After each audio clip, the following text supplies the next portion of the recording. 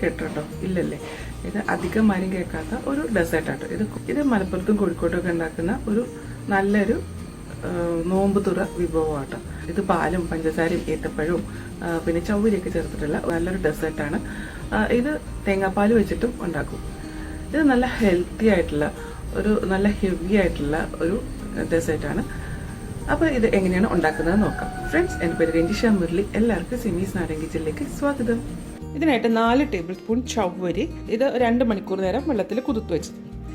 ഞാൻ യൂസ് ചെയ്യുന്നത് ഇതുപോലത്തെ വലിയ ചവ്വരിയാണ്, ഈ വലിപ്പമുള്ളത്.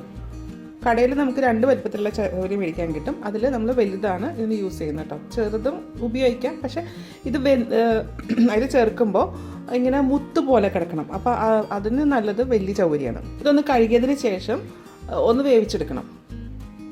ഇത് ഞാൻ കുക്കറിലിട്ടിട്ടാണ് വേവിക്കുന്നത് കേട്ടോ. വലിയ ചവ്വരി വേകാനായിട്ട് കുറച്ച് താമസമാണ്, അപ്പോൾ കുക്കറിലിട്ട് വേവിക്കുന്നതായിരിക്കും നല്ലത്. ഇത് ഒരു വിസിൽ വരുന്നവരെ വേവിച്ചെടുക്കാം. ചവ്വരി വെന്തിട്ടുണ്ട് കേട്ടോ. ചവ്വരി വെന്ത് കഴിയുമ്പോൾ അതാ ഇതുപോലെ ഒരു ട്രാൻസ്പെറൻ്റ് ആവും. ഇനി എന്താ ചെയ്യേണ്ടതെന്ന് വെച്ച് കഴിഞ്ഞാൽ ഇത് നമുക്കൊന്ന് അരിച്ചെടുക്കണം. ഇതൊരു സ്ട്രെയിനറിൽ കൂടെ തന്നെ അരിച്ചെടുക്കാം.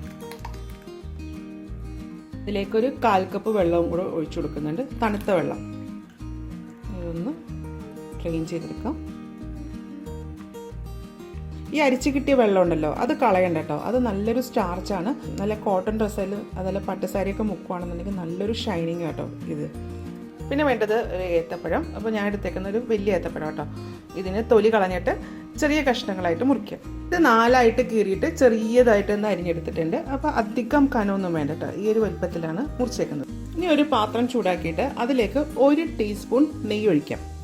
നെയ്യ് ചൂടാക്കി കഴിയുമ്പോൾ കുറച്ച് കശുവണ്ടി ചെറിയ ബ്രൗൺ നിറാകണം. അതിന് ശേഷം ഇതിലേക്ക് ഇച്ചിരി മുന്തിരി, അതൊന്ന് റോസ്റ്റ് ചെയ്യേണ്ടത്. കശുവണ്ടിയും മുന്തിരി മൂത്തിട്ടുണ്ട്. ഇനി ഇത് മാറ്റാം. അപ്പോൾ നെയ്യ് എടുക്കണ്ട, അത് മാത്രം മാറ്റി വെച്ചാൽ മതി. ഇതിലേക്ക് വീണ്ടും 1 ടീസ്പൂൺ നെയ്യും കൂടെ ചേർക്കുന്നുണ്ട്.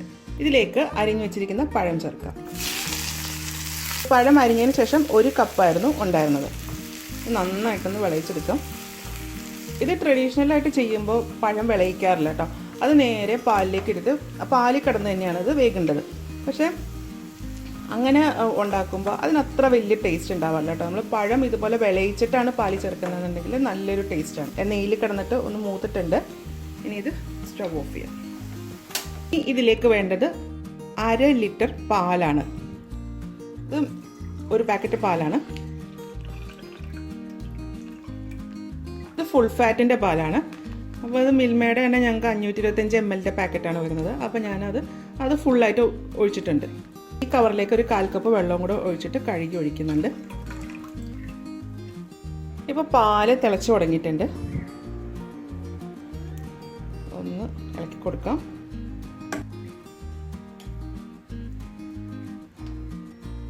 തീ കുറച്ച് വെച്ചിട്ട് ഇനി ഇതിലേക്ക് നെയ്യിൽ വാട്ടി വെച്ചിരിക്കുന്ന ഏത്തപ്പഴം ചേർക്കാം. പഴം നെയ്യിൽ വാട്ടിയേക്കുന്നത് കൊണ്ട് അത് ഓൾറെഡി വെന്തതാണ്. അത് നമ്മൾ പച്ചപ്പഴമാണ് സാധാരണ ഇങ്ങനെ വാട്ടാതെ ചേർക്കുന്ന, അത് അരിഞ്ഞ ഉടനെ തന്നെ പാലിലേക്ക് ഇട്ട പഴമാണെന്നുണ്ടെങ്കിൽ അത് വെന്തതിന് ശേഷം വേണം ഇതിലേക്ക് പഞ്ചസാര ചേർക്കാം. അപ്പോൾ ഇത് പഴം വെന്തത് കൊണ്ട് പഞ്ചസാര ചേർത്താൽ കുഴപ്പമില്ല. അപ്പോൾ ഞാൻ ഇതിലേക്ക് 1/2 കപ്പ് പഞ്ചസാരയാണ് ചേർക്കുന്നത്. ഇതിലേക്ക് ഞാൻ ചവ്വരിയും കൂടെ ചേർത്തിട്ടുണ്ട്.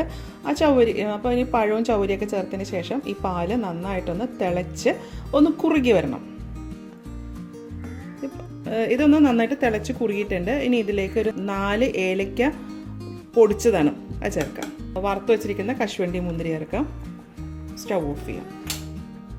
ഇത് തണുത്തതിന് ശേഷം ഇത് ഒന്നുകൂടെ തിക്കാകും. അതുപോലെ ഇത് ഫ്രിഡ്ജിൽ വെച്ച് തണുപ്പിച്ച് കഴിക്കുകയാണെങ്കിൽ നല്ല ടേസ്റ്റ് ആട്ടോ.